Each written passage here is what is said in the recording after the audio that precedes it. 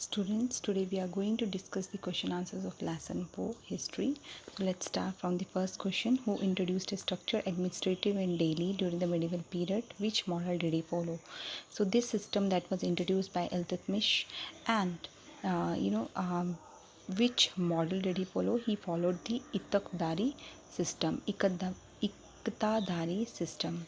Next question is the administration set up by the Iltutmish. What were the economic changes introduced by him?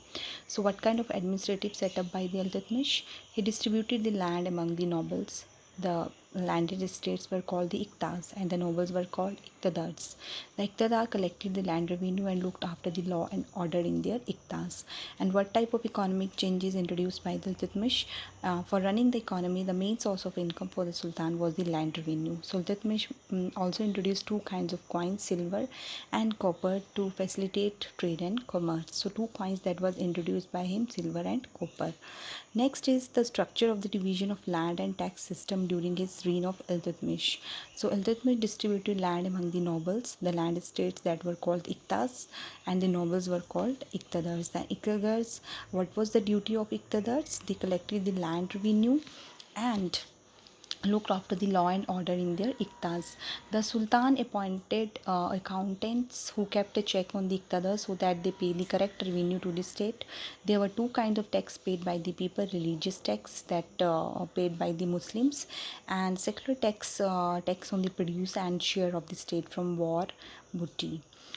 Next is describe any administrative reforms introduced by Alauddin Khilji.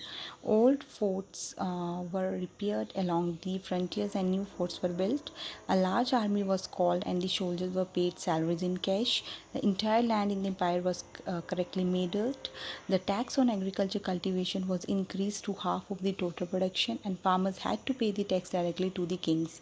Even the spices were imported all over the empire to keep a check on the people. So what kind of economic reforms introduced by Alauddin Khilji?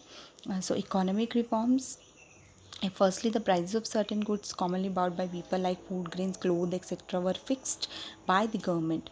Hoarding of goods of any traders was strictly prohibited. Price fixed by the state could not be changed even during crisis, the famine or war. A market superintendent was present to supervise the markets. Next is what was the results of the economic reformers? The markets were managed very smoothly. The prices remained low and the soldiers could afford to buy the goods within their income.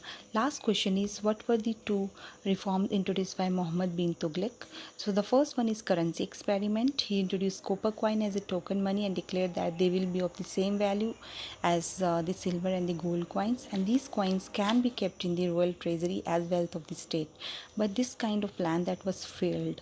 Next is taxation in Doab region. The Sultan raised the taxation in this Doab region because this region was situated between the Ganga and the Yamuna, and which was a huge burden for the farmers, and moreover drought conditions, then famine situations. But the Sultan refused to reduce the taxation. This cruel policy led to the death of thousands, even the sparked of peasants' revolt. So next question answers we will do tomorrow. Thank you.